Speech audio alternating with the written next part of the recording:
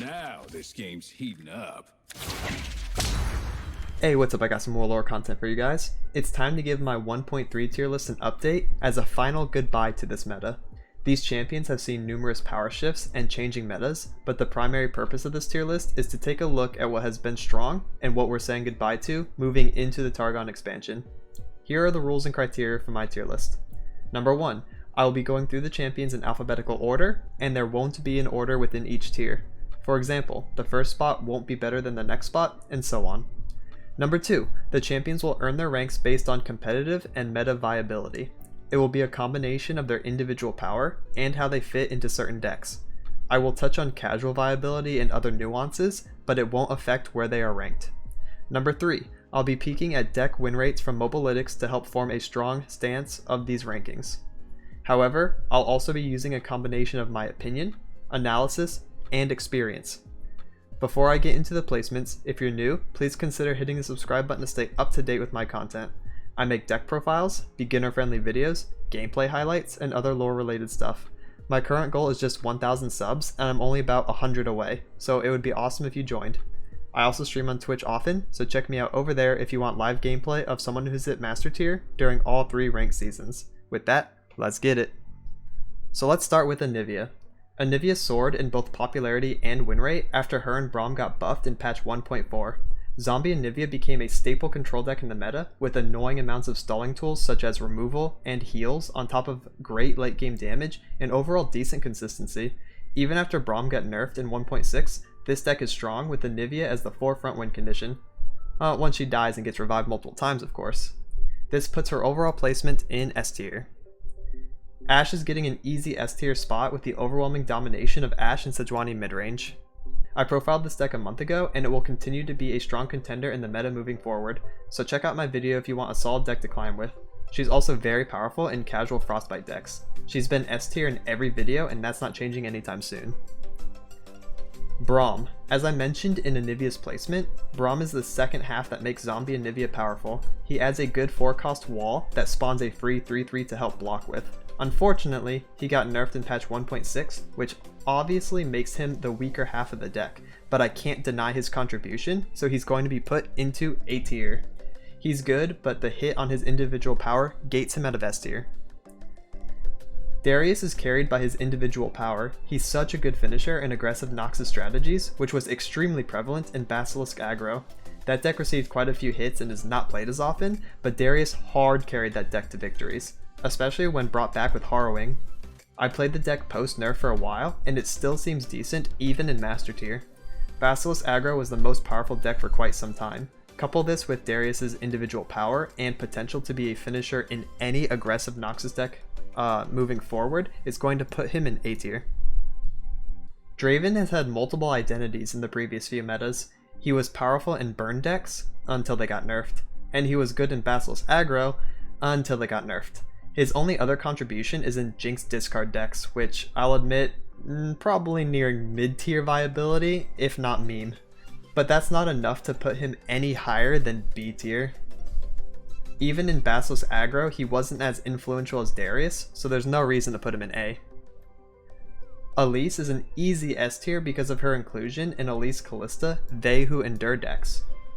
These decks have been prevalent and powerful throughout multiple meta shifts, and Elise just provides so much early pressure that it's hard to keep up with, on top of Kalista coming out after. Whew. Generating spiders is also insane when considering that they ramp up They Who Endure when they die. Elise has everything, individual power, and a top tier inclusion to boot.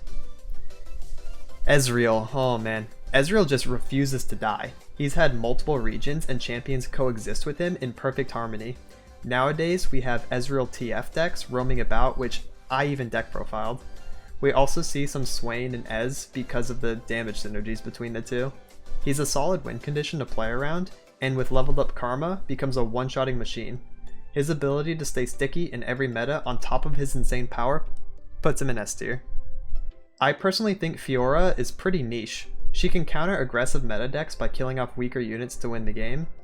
But I admit she's a little weak right now, mainly due to a lack of support cards, but there's a lot of synergies coming out in Targon to give her a boost. I've never seen a Fiora deck work in Diamond Plus personally, especially since the Unyielding Spirit nerf. I have to put her in C tier, but expect her to be bumped up later. Fizz. A few people complained about my Fizz placement in the last video. I had him in C tier, even though no good Fizz deck was relevant in the meta at the time. Right now, there's a Freljord deck that hella buffs Fizz and other elusive units for cheesy lethals. I've also lost this deck in Master tier. It's a very cheesy strategy that will catch people off guard. The surprise factor and high win rate of the deck will put him in B tier for now. If the deck was more popular and performing against other top tier decks, then he would get a higher spot. Gangplank is a very average champion to play around, so B tier is a good home for him right now. His individual power is pretty good, but he's not in any relevant decks right now. Much like a few other champions, he has the potential to move up to A tier if a refined powerful deck comes out with him as the reason of its success. Someone mentioned that if he summoned a barrel every turn prior to leveling up, he'd have a powerful spot in some decks, so fingers crossed for a GP buff in the future or more keg support. Garen. I'm going to keep Garen in C tier. He's pretty bad and easy to deal with in the mid game. He does pretty well with Fiora or in Bannerman decks, but both of those decks are gated by power creep and stronger contenders in the meta. There are better champions and strategies to play around than him at the moment.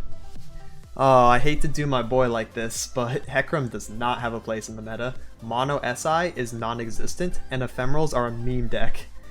Even taking individual power into account, he's the same cost as Sejuani, with one less health point, and doesn't impact the board on play like she does. Currently, I can't see a reason why he wouldn't be in C tier, as much as it pains me to say it.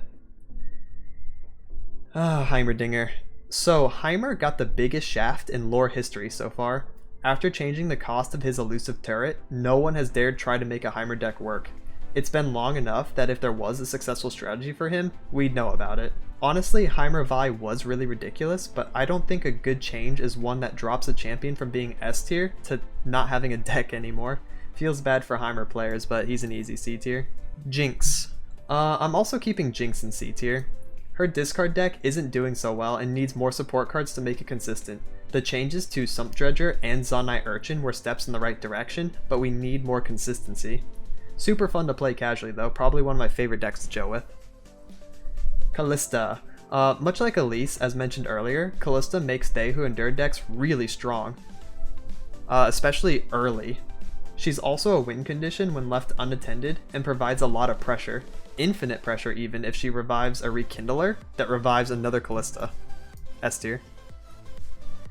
Karma. Karma is only seen with Ezreal, but he dumped her in favor of TF, so yeah, she's pretty yikes. Since her standalone power is poor after receiving a cost nerf, and she doesn't have any deck identity other than being Ezreal's second or even third choice, she's getting C tier. Katarina. I'm going to keep Kat in C tier as well, because her only relevant deck is with Yasuo, but he prefers Swain. Since there's a better option and Kat doesn't have an identity of her own, she stays in C tier for another list. Lee Sin. Lee's in a really bad spot right now too. This is just a feels bad to be honest. He's more cheese than he is good, even in the times where he wins. Individual power is B, but his relevancy is C, so I'm gonna put him in C tier along with Kat. Lucian. Honestly, it took a while, but Lucian found a proper home along with MF in scout decks. He's extremely strong early and provides even more pressure if Senna is on the board. He feels like he's way stronger than a 2 cost, which contributes to his individual power being so high. Since he's also in a top tier deck as a pressure tool, he gets an easy S tier spot. Lux. Lux doesn't have a lot going for her right now. She partnered with Karma in the past to create no TK, but that strategy isn't relevant anymore, on top of the fact that Karma got nerfed. I feel like you can make more things work with Lux than any of the C tier champions so far, and her individual power is B tier, so we'll throw her in B. Maokai and Nautilus have to go together because they're basically, two peas in a pod, with Deep Deck being the top representative. And I'm a deep simp, so they're finishing the season in S tier. They were, and still are, really good answers to Zombie Anivia. They only lose to heavy aggressive strategies like Burn or Basilisk aggro, but both got nerfed. Deep is also really good against any deck that plays nab cards because it helps get to deep faster. The consistency of the deck and strong matchups in the meta keep them in S tier.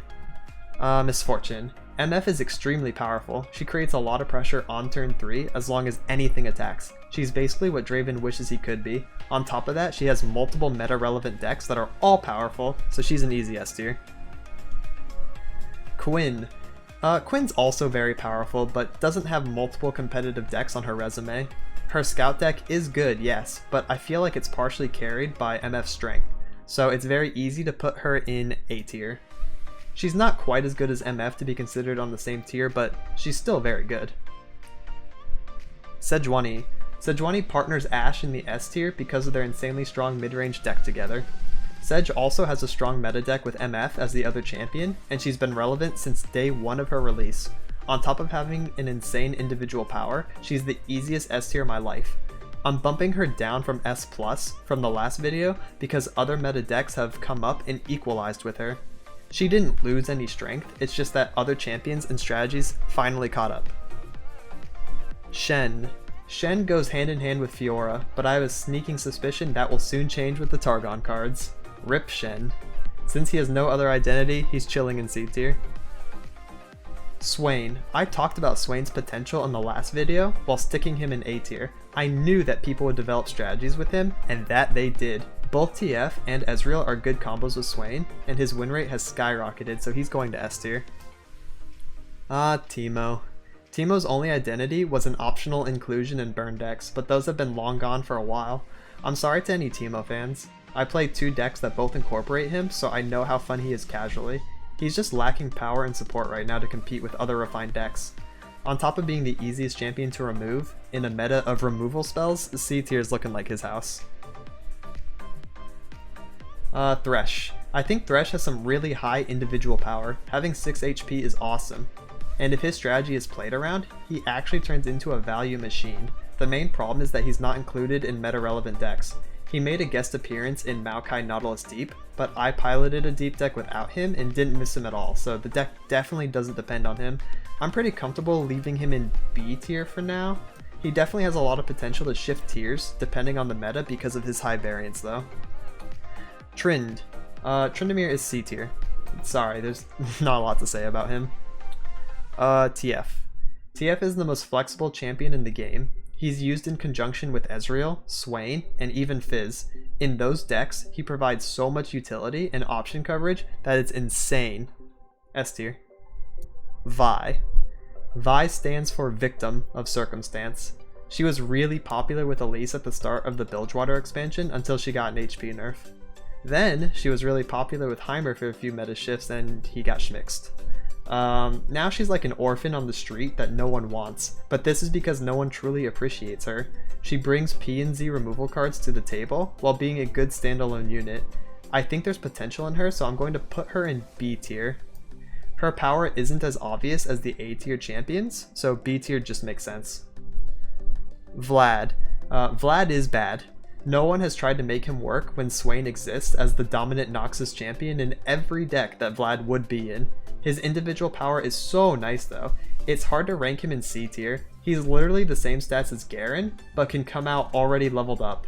He's also the same stats as Hecarim, but 1 mana cheaper. But he's not as good as Vi, so he's like in between B and C tier? I don't know, it's weird. Yas is a fan favorite champion and he got buffed so many times, but he's not the problem. Yasuo decks don't perform well because the deck itself is still lacking some support. The Bilgewater expansion brought a couple of nice support cards, but the deck is still having a hard time taking off. With some refinements, the deck has had a little bit of success, so I'm going to put him in B tier this time. A bump up from the last list actually. And finally we have Zed.